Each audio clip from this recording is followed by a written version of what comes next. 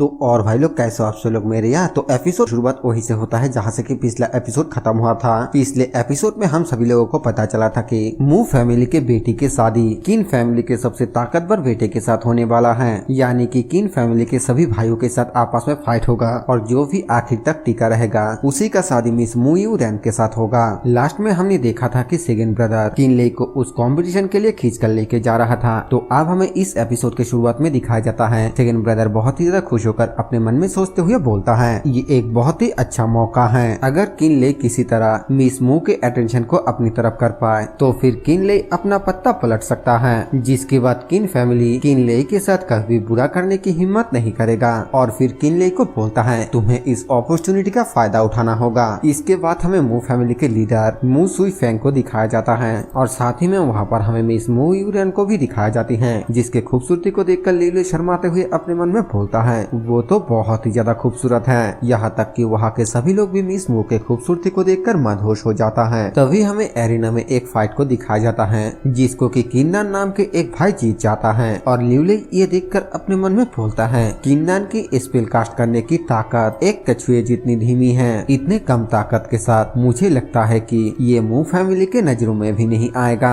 दूसरी तरफ हमें लिवले के पिताजी को दिखाया जाता है जो कि हंसते हुए मिस मू के पिताजी से पूछता है ब्रदर मू इस बच्चे किन्नान के बारे में क्या ख्याल है। मिस मू के पिताजी भी हंसते हुए बोलती हैं खैर किन्नान भी एक बहुत ही अच्छा बच्चा है, लेकिन मुझे कौन पसंद आएगा ये इस बात पर निर्भर करता है कि मेरी बेटी क्या कहती है। फिर वो मिस मू से पूछता है यू रैन तुम क्या सोचते हो। मिस मू एक बोरिंग सा फेस बनाते हुए बोलता है ये ठीक ठाक है, लेकिन वो थोड़ा सैड होती है और इस चीज को लिवले नोटिस कर लेता है, जो देखकर वो अपने मन में सोचते हुए बोलता है मू यू रैन को इस शादी में कोई भी दिलचस्पी नहीं लगती। क्या ऐसा हो सकता है कि इस शादी के लिए उसको मजबूर किया गया हो। फिर हमें दूसरी तरफ किनले के पिताजी को दिखाया जाता है जो कि मिस मू के पिताजी को बोलता है खैर किन्यू और किनले ही आखिरी दो बचा हुआ है, इन दोनों में से जो जीतेगा मिस मू को उसी को चुनना चाहिए। आपको क्या लगता है। मिस मू के पिताजी बोलता है हाँ ठीक है। और तभी सेगन ब्रदर आगे आते हुए बोलता है पिताजी आप एक जन के बारे में भूल गए, 13वीं भाई ने अभी तक लड़ाई नहीं किया है। सब लोग किनले को देखकर हैरानी के साथ बोलता है 13वीं भाई ये कचरा आखिरकार बाहर आ ही गया है, आखिरकार वो यहाँ पर क्या कर रहा है। एक जन बोलता है अरे देखो देखो वो मू फैमिली के दामाद बनने की कोशिश कर रहा है और एक नया पत्ता पलटने की कोशिश कर रहा है। उसके जैसा कचरा तो हमारे यहाँ पर कोई भी नहीं है जो 2 सालों तक फील रखने वाले कूड़ेदान वाले घर पर बंद रहा। आखिरकार वो दूसरों के साथ कैसे मुकाबला कर सकता है। उनके इन बातों को सुनकर किनले काफी ज्यादा गुस्सा करने लगता है। दूसरी तरफ मिस मू के पापा किनले के पापा के तरफ हैरानी के साथ देखने लगता है, जो देखने के बाद किनले के पापा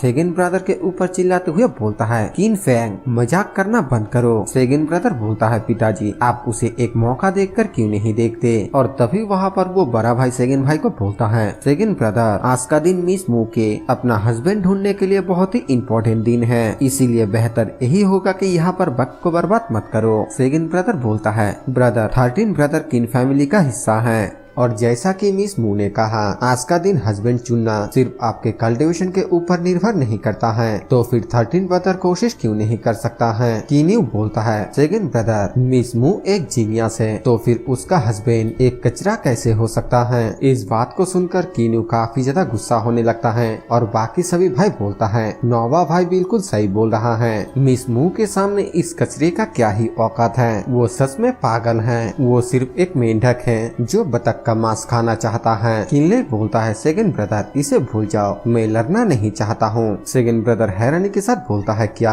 किन्यू हंसते हुए बोलता है क्यों, क्या तुम खुद को शर्मिंदा करने से डरते हो। और तभी किनले गुस्से के साथ बोलता है आउटसाइडर के सामने तुम अपने ही क्लैन के लोगों की बेइज्जती कर रहे हो, क्या तुम्हें नहीं लगता है कि इससे हमारा ही बदनाम हो रहा है। किन्यू बोलता है क्या कहा तुमने। हमें मिस मू के पिताजी को दिखाया जाता है जो कि ये सब देखकर अपने मन में सोचते हुए बोलता है किन फैमिली के बारे में हमारे जानकारी के अनुसार उनके छोटे बेटे किनले के टैलेंट बहुत ही खराब है और वो एक कचरे के नाम का हकदार है। लेकिन ये बहुत ही ज्यादा हैरानी की बात है कि बार बार बेइज्जत होने के बावजूद उसको ज्यादा गुस्सा बिल्कुल भी नहीं आ रहा है। इसके बजाय वो बिल्कुल शांत रहकर किन्यू के सवाल का मुंह तोड़ जवाब दिया। इस तरह के दिमाग बहुत ही ज्यादा रेयर होता है और आम लोगों के पास बिल्कुल भी नहीं होता है। इस तरह की चीजें कोई ऐसा इंसान बिल्कुल भी नहीं कर सकता है जिसके बारे में ये अफवाह है कि वो एक कचरा है और फिर हैरान होते हुए बोलता है क्या इंफॉर्मेशन में कुछ गलती था। दूसरी तरफ कीनू किनले के ऊपर गुस्सा करते हुए बोलता है कचरा, आखिरकार तुमने क्या कहा, दोबारा कहकर दिखाना। किनले बोलता है आखिरकार तुम होते कौन हो मुझे कचरा कहने वाले, अगर मैं एक कचरा हूँ तो क्या तुम कचरे से भी बदतर नहीं हो। एक डिफीटेड मैन। इस बात को सुनकर कीनू काफी ज्यादा गुस्सा हो जाता है और गुस्से के साथ अपने ऑरा को रिलीज करते हुए बोलता है 13 ब्रदर तुम एक पागल हो, मैं तुम्हें चैलेंज करता हूँ, मुझसे लड़ो और चलो देखते हैं कि आखिरकार कचरा कौन है, तुम या फिर मैं। किनले स्माइल करते हुए बोलता है तुम मुझे चैलेंज करना चाहते हो तो फिर ठीक है, जब तक इसके लिए पिताजी सहमत है मुझे तुम्हें कुछ मूव सिखाने में कोई भी आपत्ति नहीं है। ये सब कुछ देखकर मिस मू के पिताजी हैरानी के साथ अपने मन में बोलता है कीनू चाहता था कि किनले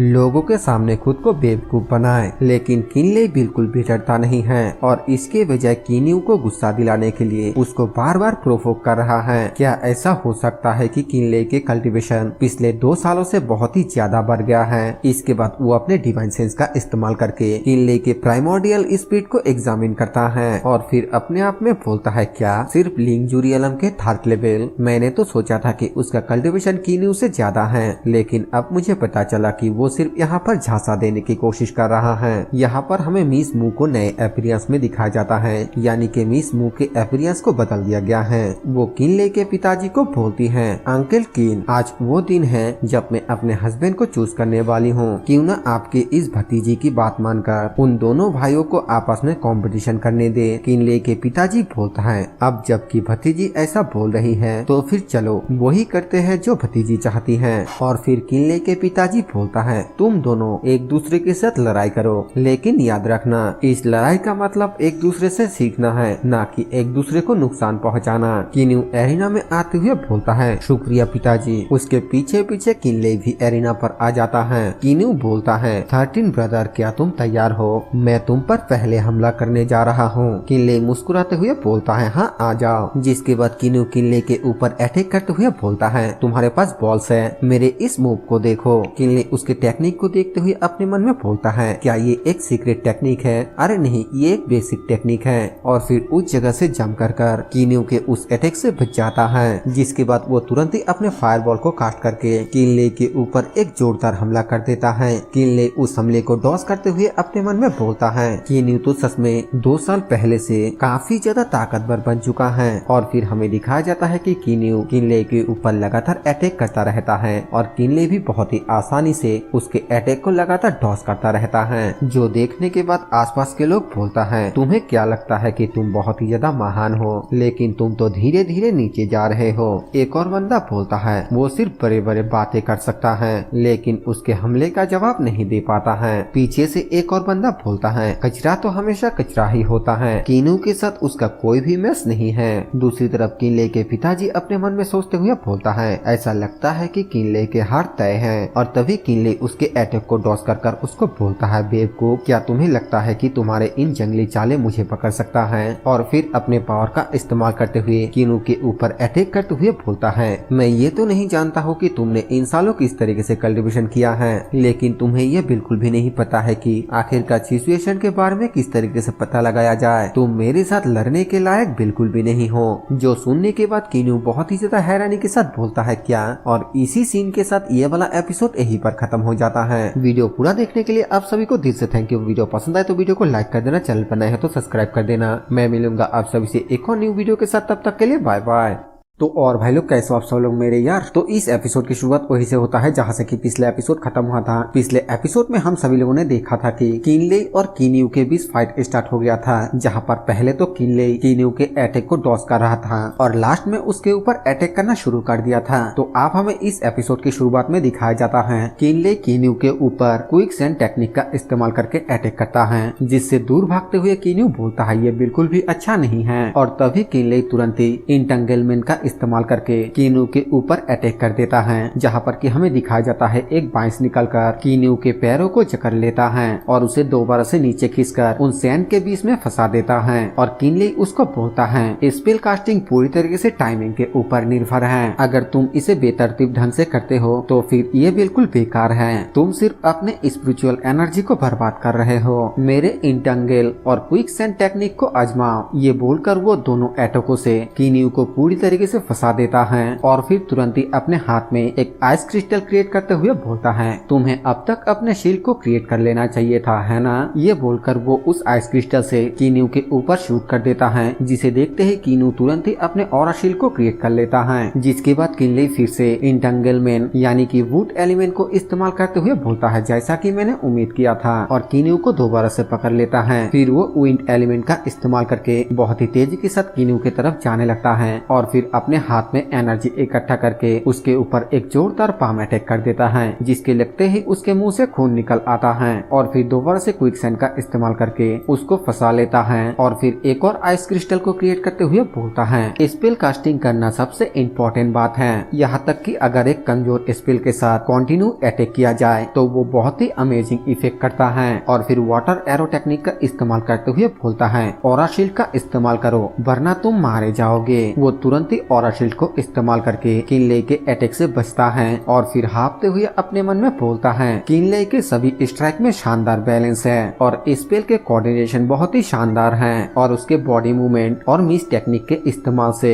लगभग उसका कोई भी कमजोरी नहीं है। कीनू उसको बोलता है तुमने अपने ऑरा शील्ड को 2 बार इस्तेमाल किया है, अब तुम्हारे अंदर और ज्यादा स्पिरिचुअल एनर्जी नहीं है। जिसके बाद वो फिर से कीनू को बूट एलिमेंट से जकड़ लेता है और फिर अपने हाथ में फायरबॉल को क्रिएट करते हुए बोलता है मैं तुम्हें एक आखिरी बात को सिखाऊंगा, ये जरूरी नहीं है कि लो कल्टिवेशन वाले लोग हमेशा कमजोर होता है, ये सिर्फ स्किल को अच्छी तरीके से इस्तेमाल करने की बात है, कभी कभी एक जीती हुई हाथी के लिए बहुत ही खतरनाक बन जाता है। ये बोलने के बाद किले उसके ऊपर फायरबॉल से अटैक करते हुए बोलता है तुम हार गए। कीन्यू फिर से अपने ऑरा शील्ड को क्रिएट करने लगता है और अपने मन में सोचते हुए बोलता है लगातार होने वाले डैमेज और स्पिरिचुअल एनर्जी के एग्जॉस्ट होने के बाद ये ऑरा शील्ड पहले की तरह ताकतवर नहीं रहा। हमें दिखाया जाता है कि किले के अटैक के वजह से कीनू के ऑरा शील्ड टूट जाता है और वो फायरबॉल सीधा जाकर कीनू के ऊपर हिट हो जाता है, जिससे कि कीनू के मुंह से दोबारा से खून निकलने लगता है और वो एरिना के बाहर जाकर गिरता है। आसपास के लोग ये देखकर काफी ज्यादा हैरानी के साथ बोलता है क्या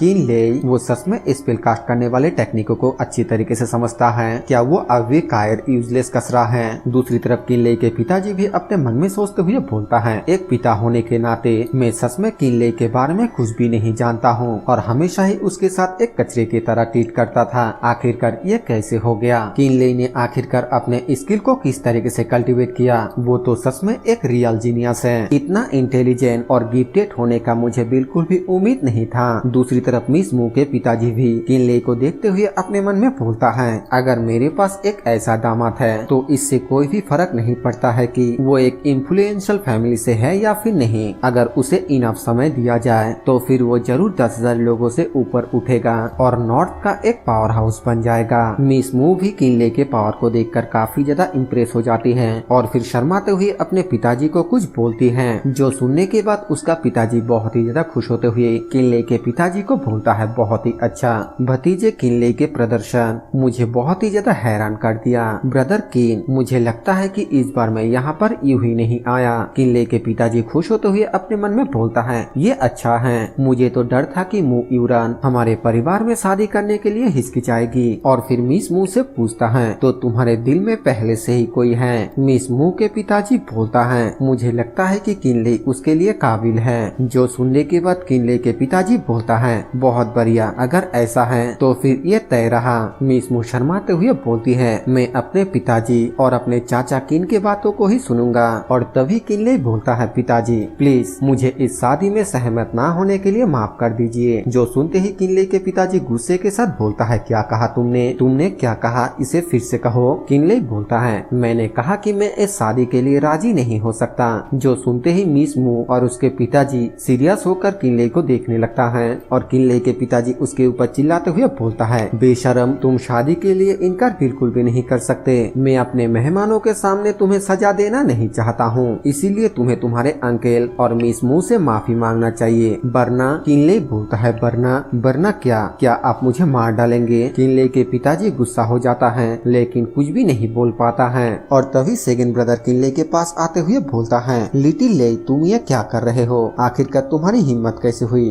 अपने पिताजी से ऐसे बात करने की? किनले बोलता है, सेकंड ब्रदर, मेरा अपना प्लान है। मुझे लगता है कि इस बार मैं आपको निराश कर दूंगा। और फिर अपने पिताजी को बोलता है, पिताजी, आज मैं इस कंपटीशन में हिस्सा लेने के लिए नहीं बल्कि इस जगह को छोड़ने के लिए आया हूँ। और फिर मिस मू के सामने हाथ जोड़कर बोलता है, अचानक हुई इस गलतफहमी की वजह से मैं मिस मू से माफी मांगता हूँ। मिस मू अपने ऑरा को रिलीज करते हुए बोलती है, माफी, इसकी कोई भी जरूरत नहीं है, मैं तुमसे पूछना चाहता हूँ। और फिर बड़े ही गुस्से के साथ बोलती है, मैं तुम्हारे काबिल क्यों नहीं हूँ कि मैं इस शादी के लिए तुम्हें खुले तौर पर इनकार करने दूं? अगर तुमने मुझे साफ साफ नहीं बताया तो फिर आज मैं तुम्हें जिंदा नहीं छोड़ूंगी। मिस मू के ऑरा को देखकर किनले के पिताजी भी काफी ज्यादा घबरा जाता है और किनले मिस मू को शांत कराते हुए बोलता है, मिस मू बहुत ही ज्यादा काइंड है। ऐसा नहीं है कि मिस मू मेरे काबिल नहीं है, बल्कि वो मैं हूँ जो मिस मू के काबिल बिल्कुल भी नहीं है। मिस मू बोलती है, मैं तुम्हारे इस रीजन से बिल्कुल भी सेटिस्फाई नहीं हूँ। किनले आगे से कुछ भी नहीं बोलता है तो मिस मू और भी ज्यादा गुस्सा करते हुए बोलती है, तुम मुझे समझाने नहीं जा रहे हो? किनले बोलता है, मिस मू, मैं आपको समझा रहा हूँ। मिस मू बोलती है, समझाओ। किनले बोलता है, ठीक है, तो फिर मैं मिस मू से पूछना चाहता हूँ, क्या मिस मू को अपना हस्बैंड चुनने का कोई भी इरादा है? जो सुनते ही मिस मू शांत हो जाती है और हैरान भी हो जाती है और फिर किनले को बोलती है, अपने पेरेंट्स का ऑर्डर बच्चों को सुनना चाहिए। जो सुनते ही किनले थोड़ा ऊंची आवाज में बोलता है,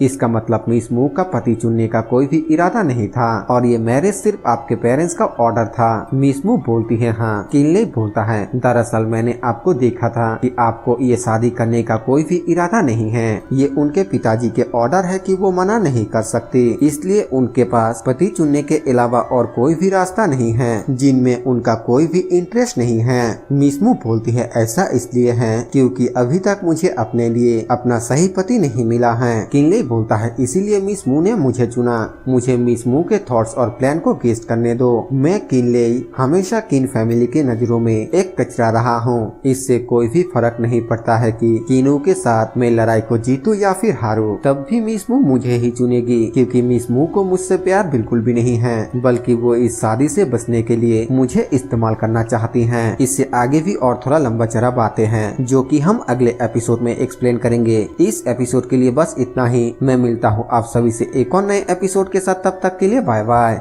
तो और भाई लोग, कैसे हो आप सब लोग मेरे यार? तो इस एपिसोड की शुरुआत वही से होता है जहाँ से कि पिछला एपिसोड खत्म हुआ था। पिछले एपिसोड में हम सभी लोगों ने देखा था कि कंपटीशन जीतने के बाद किनले ने मिस मू के साथ शादी करने के लिए इनकार कर दिया था और मिस मू को ये बताया था कि मिस मू मुझसे शादी करना नहीं चाहता है, बल्कि इस शादी से बचने के लिए मेरा इस्तेमाल करना चाहता है। तो अब हमें आगे दिखाया जाता है कि मिस मू इस बात को सुनकर किनले को कुछ बोलने जाती है, लेकिन किनले उसको रोकते हुए बोलता है, मिस मू, अभी कुछ भी मत कहिए, पहले मुझे मेरी बातों को खत्म करने दीजिए। मू फैमिली एक इज्जतदार फैमिली के साथ साथ एक सेकंड ग्रेड फैमिली है और मिस मू एक जीनियस है। वो अपने पहचान और हैसियत के साथ साथ इस छोटे से किन फैमिली के उत्तराधिकारी कैसे हो सकती है। और फिर आगे बोलता है, चलो एक पल के लिए इस बारे में बात ना करे और मुझे ये कहने दे कि मिस मू के द्वारा मुझे अपने पति के तौर पर चुने जाने के बाद मैं घर जमाई बनकर मू फैमिली में शामिल हो जाऊंगा ताकि मू फैमिली मेन फैमिली बन जाए। अगर शादी के बाद मिस मू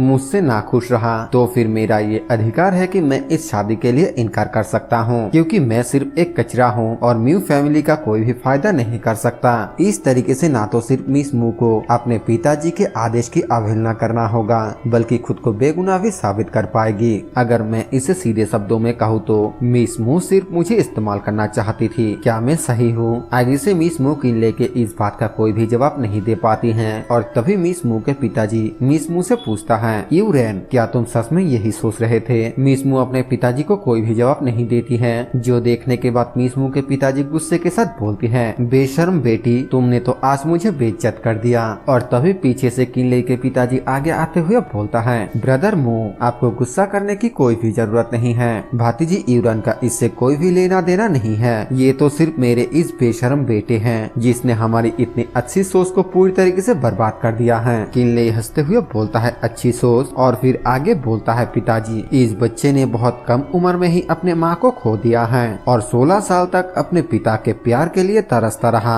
लेकिन मैंने किसी भी बात का इंतजार नहीं किया। 10 सालों से पिताजी ने मुझे कभी नहीं देखा और इन 10 सालों में पिताजी ने अपने ही बेटे के नाम तक भूल गया। पिता के प्यार, दया, इसके बारे में तो अब बात ही मत कीजिए। अगर ये मिस मू के डिसीजन के लिए नहीं होता तो क्या मैं पूछ सकता हूँ कि पिताजी तब भी इतना ज्यादा गुस्से में होता। किनले की बातों को सुनकर उसके पिताजी कुछ भी नहीं बोल पाता है और किनले अपने पिताजी के सामने घुटने टेकते हुए बोलता है, दरअसल मुझे आज इस शादी में भाग लेने का कोई भी इरादा नहीं था। मैं तो बस चुपचाप यहाँ से चले जाना चाहता था। अगर दूसरे भाई मुझे यहाँ पर खींच कर नहीं लाता तो फिर यहाँ पर ये सब कुछ बिल्कुल भी नहीं होता। और फिर वो अपने सर झुकाते हुए बोलता है, अगर मैं सच कहूँ तो मैं अब और किन फैमिली में रहना नहीं चाहता हूँ, लेकिन इससे पहले कि मैं यहाँ से जाऊँ, मैं पिताजी को इतने सालों तक मेरी पालन पोषण करने के लिए शुक्रिया कहना चाहता हूँ। मेरा 18 साल हो चुका है और मैं इसे कभी नहीं भूलूंगा। अगर मैं भविष्य में कामयाब हो गया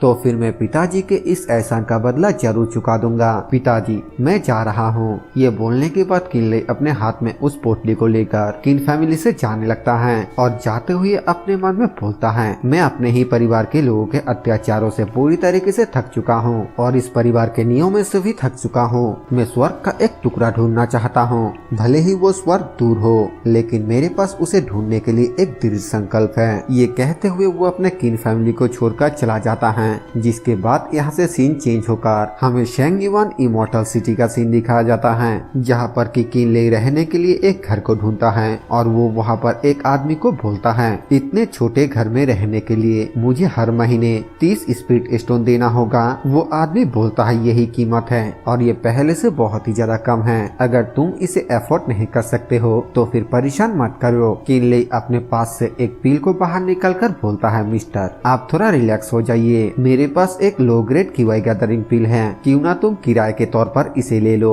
वो बंदा थोड़ा गुस्से के साथ बोलता है, क्या तुम मेरे साथ कोई मजाक कर रहे हो? अगर तुम्हारे पास कोई भी स्पिरिट स्टोन नहीं है तो फिर मेरे वक्त को बिल्कुल भी बर्बाद मत करो और यहाँ से चले जाओ। किनले वहाँ से जाते हुए अपने मन में बोलता है, पैसों के बिना कोई भी इज्जत नहीं है, ताकत के बिना कोई भी स्टेटस नहीं है और बाहर के दुनिया तो और भी ज्यादा रूथलेस है। किनले दुखी आत्मा बनकर यहाँ से जा ही रहा होता है कि तभी एक आदमी पीछे से किनले को बोलता है, दोस्त, क्या तुम्हें स्पिरिट स्टोन की जरूरत है? किनले उससे पूछता है, आखिरकार आप मुझसे क्या चाहते हैं? वो बंदा जिसके चेहरे को देखकर बिल्कुल भी नहीं लगता है कि उसका इरादा सही है, वो किनले को बोलता है, कुछ भी नहीं, मैंने बस तुम्हें अंदर सौदेबाजी करते हुए देखा और मैंने कुछ शब्द सुने। मुझे लगता है कि तुम शांगयान इंसेंट सिटी में पहली बार आए हो, तुम यहाँ के नियमों को नहीं जानते हो, है ना? किनले उस आदमी से पूछता है, आखिरकार असल में तुम्हारा इरादा क्या है? ये सच है कि मैं यहाँ पर पहली बार आया हूँ, लेकिन आखिरकार तुम्हें इससे क्या मतलब है? वो आदमी बोलता है, अरे तुम्हें घबराने की कोई भी जरूरत नहीं है, मुझे तुम्हें चोट पहुँचाने की कोई भी इरादा नहीं है।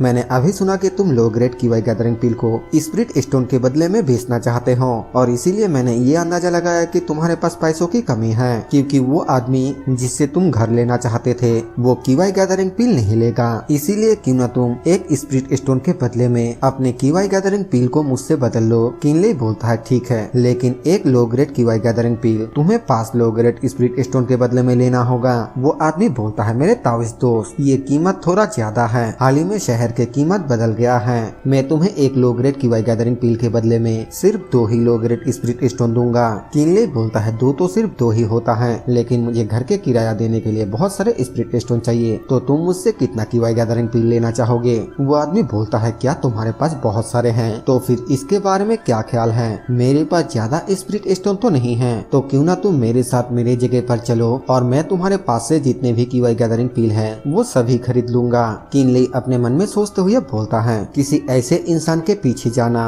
जिसको तुम उसके जगह पर नहीं पहचानते हो, ये बिल्कुल भी अच्छी बात नहीं है। फिर किनले उस इंसान को बोलता है, नहीं ये काम नहीं करेगा, तुम खुद ही वापस जाकर स्पिरिट स्टोन को क्यों लेकर नहीं आते हो, तब तक यहाँ पर मैं तुम्हारा इंतजार करूंगा। वो आदमी बोलता है, मेरे दोस्त मुझे नहीं लगता है कि तुम्हें डरने की कोई जरूरत है, क्योंकि शिंगवान शहर में किसी को मारने की अनुमति नहीं है। इसके अलावा बहुत देर हो रही है और मैं बहुत दूर रहता हूँ, और तो रात में सड़कें उतना भी ज्यादा सुरक्षित नहीं है। किनले बोलता है, ठीक है, आखिरकार तुम कहाँ पर रहते हो? वो आदमी बोलता है, शहर के पश्चिम में लोटस लेन में, तुम बस मेरे पीछे पीछे आओ। किनले ठीक है बोलकर उसके पीछे पीछे जाने लगता है, और वो इंसान बहुत ही ज्यादा खुश होते हुए एक क्रीपी सा स्माइल देने लगता है। इसके बाद हमें रात के वक्त का सीन दिखाया जाता है, जहाँ पर की सड़कों पर एक भी इंसान नहीं रहता है और आसपास के पूरे एरिया बिल्कुल सुनसान रहता है। किनले उसके पीछे पीछे जाते हुए बोलता है, रुको, आखिरकार तुम मुझे कहाँ पर लेकर जा रहे हो? वो इंसान बोलता है, मेरे घर पे,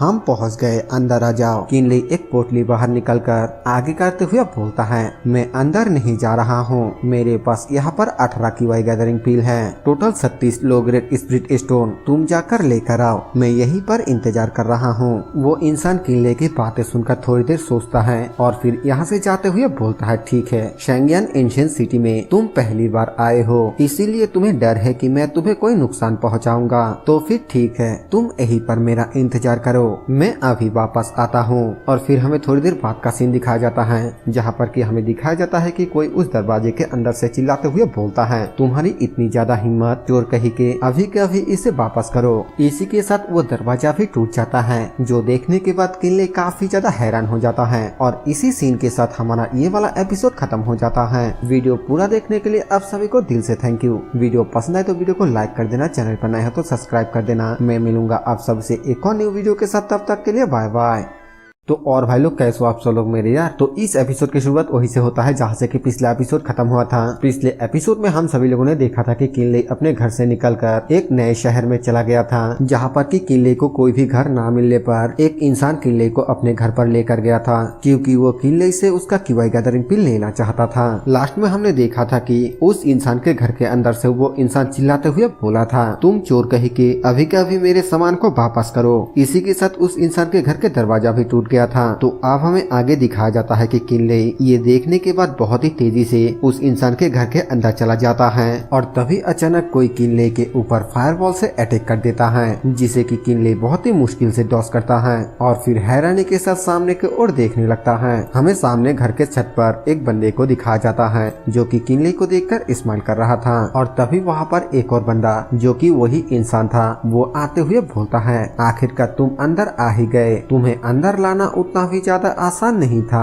किनले तुरंत ही घूमकर उस इंसान की तरफ देखता है, और फिर वो छत वाला बंदा भी उस इंसान के पास आते हुए बोलता है, सेकंड ब्रदर, ये ब्रेड तो बिल्कुल एक नाजुक बच्चे की तरह दिखाई दे रहा है, उसके पास तो एक स्टोरेज बैग भी नहीं है, क्या सच में उसके पास इतने सारे पिल है? वो इंसान बोलता है, लोगों को बिल्कुल भी कम मत आंकना, एक बार में ही 18 की वाई गैदरिंग पिल को बेचना चाहता है। ये बच्चा मुझे एक ही बार में लो ग्रेड के 18 की वाई गैदरिंग पिल को बेच सकता है, इसीलिए उसके पास जरूर अब भी कुछ है। यहाँ तक कि अगर उसके पास कुछ नहीं भी होता, फिर भी उसके पास 18 की वाई गैदरिंग पिल तो है, तो फिर क्यों ना हम उससे उन पिल को छीन लेते हैं। वो बंदा बोलता है, सेकंड ब्रदर, आप बिल्कुल सही बोल रहे हैं, हमारे पास जितने भी पिल थे वो सारा का सारा हमने खा लिया है। अब जबकि ये बच्चा हमारे दरवाजे पे आ ही चुका है, तो चलो हम उसको मारकर उन पिल को ले लेते हैं। किनले घबराते हुए बोलता है, तुम शहर में लोगों को मारने की हिम्मत करते हो, क्या तुम लोगों को पता लगने का कोई भी डर नहीं है? वो इंसान बोलता है, डर? बच्चे, तुम सच में एक बेवकूफ हो, शेंगियन शहर के नियम कमजोर लोगों के लिए हैं। अगर ताकतवर कमजोरों को मार भी देता है तो इसके लिए कौन ही परवाह करेगा। इसके अलावा क्या तुम ये नहीं जानते हो कि शेंगाई के घर घर में कल्टीवेटर हैं, क्योंकि यहाँ पर सभी कल्टीवेटर हैं, इसीलिए हम लोगों ने स्पिरिचुअल एनर्जी को बाहर ना निकलने देने के लिए यहाँ पर पहले से ही एक एरे लगा कर रखा है। किनले अपने मन में सोचते हुए बोलता है, एरे फॉर्मेशन, देन वो बंदा अपने हाथ में फायरवॉल को क्रिएट करते हुए बोलता है सेकंड ब्रदर आइए इससे बात ना करे और इसको जल्द से जल्द खत्म कर दे। अगर दूसरों को इसके बारे में पता चल गया तो फिर हम मुसीबत में पड़ जाएंगे। वो इंसान बोलता है तुम बिल्कुल सही बोल रहे हो, चलो इसे करते हैं। फिर वो उस फायरबॉल से किनले के ऊपर अटैक कर देता है, लेकिन किनले तुरंत ही अपने वाटर एरो टेक्निक का इस्तेमाल करके उस फायरबॉल को पहुंचने से पहले ही डिस्ट्रॉय कर देता है और किनले का वो क्रिस्टल तेजी के साथ उस इंसान की तरफ जाने लगता है, जिसे देखते ही वो इंसान तुरंत ही अपने सामने एक ऑरा शील्ड को क्रिएट कर लेता है। लेकिन इससे कोई भी फर्क नहीं पड़ता क्योंकि वो इंसान किनले के वाटर एरो को रोक नहीं पाता है और वो वहीं पर मारा जाता है। साथ ही में हमें दिखाया जाता है कि किनले ने उस बंदे को अपने बूट स्पेल का इस्तेमाल करके जकड़ लिया है, जिसकी वजह से उसके मुंह से भी खून निकलने लगता है और वो अपने मन में सोचते हुए बोलता है ये बच्चा तो बहुत ही ज्यादा शातिर है। हॉकाई टेक्निक हमला करने के लिए बिल्कुल भी नहीं थी, लेकिन उसने हॉकाई और वाटर एरो टेक्निक को कॉम्बाइन करके एक नकली हमले के रूप में किया ताकि उसे ऑरा शील्ड को इस्तेमाल करने के लिए धोखा दिया जा सके। ये सिर्फ हॉकाई ही नहीं जो इतना ज्यादा डरावना है, बल्कि उसके स्पेल कास्टिंग के स्पीड भी बहुत ही ज्यादा डरावना है क्योंकि उसने इतने कम समय में इंटेंगलमेंट का इस्तेमाल करके मुझे भी जकड़ लिया। हमें दिखाया जाता है कि वो इंसान अभी तक मरा नहीं होता है, वो जिंदा होता है। वो बोलता है फोर्थ ब्रदर तिलिस्मान का इस्तेमाल करो, जल्दी तिलिस्मान लगाओ। ये सुनते ही किनले बोलता है इसके बारे में बिल्कुल भी मत सोचना और फिर तुरंत ही वाटर एरो और फायरबॉल टेक्निक का इस्तेमाल करके उस चौथे भाई के ऊपर कर देता है, जिससे वो चौथा भाई एक जोरदार चीख मारते हुए वहीं पर दम तोड़ देता है। जो देखने के बाद वो इंसान काफी ज्यादा हैरान हो जाता है और फिर किनले को अपने पास आते हुए देखकर बोलता है हीरो मैं गलत था, मुझे माफ कर दो, मुझे मत मारना। लेकिन किनले उसके बातों को बिल्कुल भी नहीं सुनता है और अपने हाथ में आइस क्रिस्टल को क्रिएट करके उसका भी जान ले लेता है। हमें दिखाया जाता है कि किनले बहुत ही ज्यादा हाफ रहा होता है और वो अपने हाथ को देखते हुए बोलता है मेरा हाथ तो कांप रहा है, मुझे जल्द से जल्द यहाँ से निकलना होगा। और तभी उसका नजर उस इंसान के कमर पर पड़ता है, जिसके बाद किनले उसके पास से उस चीज को उठा लेता है और हमें दिखाया जाता है कि वो एक पोटली होता है जो कि एक स्पेस बैग होता है। इसके बाद यहाँ से सीन चेंज होता है जहाँ पर कि हमें किनले को एक इन के अंदर दिखाया जाता है और वो वहाँ पर बोलता है ये स्टोरेज बैग एक स्पिरिट आइटम होता है जिसके अंदर सामानों को स्टोर किया जाता है। ये देखने में बिल्कुल सिक्के रखने वाले पोटली जितना है, लेकिन इसके अंदर लगभग 3x3 जितना स्पेस होता है जहाँ पर कि बहुत सारे चीजों को रखा जा सकता है। और फिर वो अपने उंगली को अपने दांतों से काटते हुए बोलता है स्पिरिट आइटम अपने ऑनर के साथ एक प्राइमल स्पिरिट कनेक्शन बनाता है और इसके लिए तुम्हें बस उस स्पिरिट आइटम के ऊपर अपने खून से एक सील लगाना होता है, जिससे स्पिरिट आइटम और ऑनर के बीच एक कॉन्ट्रैक्ट बन जाता है। मैं पहले से ही लिंगजुरियलम के तीसरे लेवल पर हूँ, इसीलिए मुझे इस स्पिरिट आइटम के साथ कॉन्ट्रैक्ट बनाने में उतना भी ज्यादा मुश्किल नहीं हुआ। इसके बाद वो उसके अंदर के चीजों को देखने लगता है जहाँ पर कि उसके अंदर 12 तिलिस्मान, एक सीक्रेट बुक, एक आयरन टोकन, कुछ पील और कुछ स्पिरिट स्टोन है। इसके बाद हमें दिखाया जाता है कि सुबह हो जाता है और किनले अंग्रेजियां लेते हुए बोलता है मैं घर से दूर शांगियन एंशिएंट सिटी पर भाग आया, मेरा पर्पस ट्रू कल्टिवेशन के दुनिया पर जाना और दाव के लिए इमोर्टेलिटी के तलाश करना है। लेकिन ये सोचते हुए मुझे काफी ज्यादा हैरानी हो रहा है कि मैं पहले दिन ही लगभग अपने जान को खो दिया था। फ्यूचर में मुझे इस चीज को अच्छी तरीके से याद रखना होगा कि जब भी मैं बाहर कहीं पे रहूं मुझे किसी भी अजनबियों के ऊपर भरोसा नहीं करना है। इसके बाद हमें दिखाया जाता है कि किनले घूमने के लिए बाहर आया होता है और तभी वहाँ पर कोई चिल्लाते हुए बोलता है क्या मिड ग्रेड कीवाई गैदरिंग पील की कीमत 13 लो ग्रेड स्पिरिट स्टोन है। किनले उस आवाज को सुनने के बाद उस तरफ देखने लगता है और हमें वहाँ पर 2 बंदे को दिखाया जाता है, जिसमें से एक बंदा चिल्लाते हुए बोलता है ये ब्लैक मार्केट में सिर्फ 10 स्पिरिट स्टोन से मिल रहा है, क्या तुम कोई मुनाफाखोर हो। सामने वाला बंदा उस बंदे को बोलता है ब्रदर तुमने कहा कि ब्लैक मार्केट में ये सिर्फ 10 स्पिरिट स्टोन से मिल रहा है, तो फिर तुम वही पे जाकर क्यों नहीं खरीदते हो, तुम्हें इसे मुझसे खरीदने की क्या जरूरत है। यहाँ पर तुम किसी और से भी पूछ सकते हो, दूसरे लोगों के पास इसका कीमत 14 स्पिरिट स्टोन है। वो बंदा बोलता है बकवास बंद करो, अगर मैं ब्लैक मार्केट में जा सकता था तो फिर आखिरकार मैं तुम्हारे यहाँ पर क्यों आता। वो बंदा बोलता है अब तुम छोड़ भी दो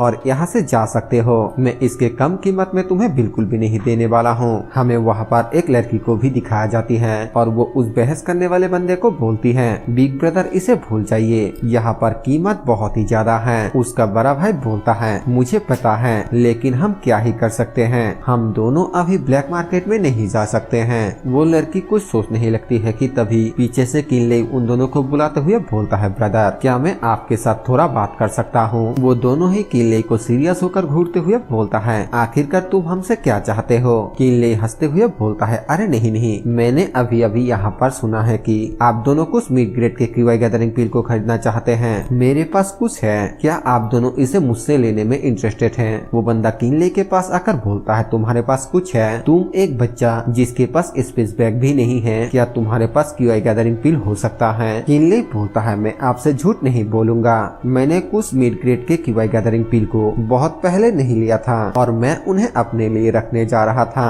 हालांकि जैसा कि आपको पता होना चाहिए, शांगियन एंशिएंट सिटी एक तरह का नरक है जहाँ पर कि स्पिरिट स्टोन के बिना कुछ भी नहीं किया जा सकता है और मेरे पास यहाँ पर पैसे कमाने के लिए उस पिल को बेचने के अलावा और कोई भी रास्ता नहीं है। जो सुनने के बाद वो दोनों भाई बहन एक दूसरे को देखने लगता है और फिर वो लड़की किनले से पूछती है, आखिरकार तुम्हारा कीमत क्या है। और इसी सीन के साथ ये वाला एपिसोड यहीं पर खत्म हो जाता है। वीडियो पसंद आए तो वीडियो को लाइक कर देना, चैनल पर नए हैं तो सब्सक्राइब कर देना। मैं मिलूंगा आप सभी से एक और न्यू वीडियो के साथ, तब तक के लिए बाय बाय।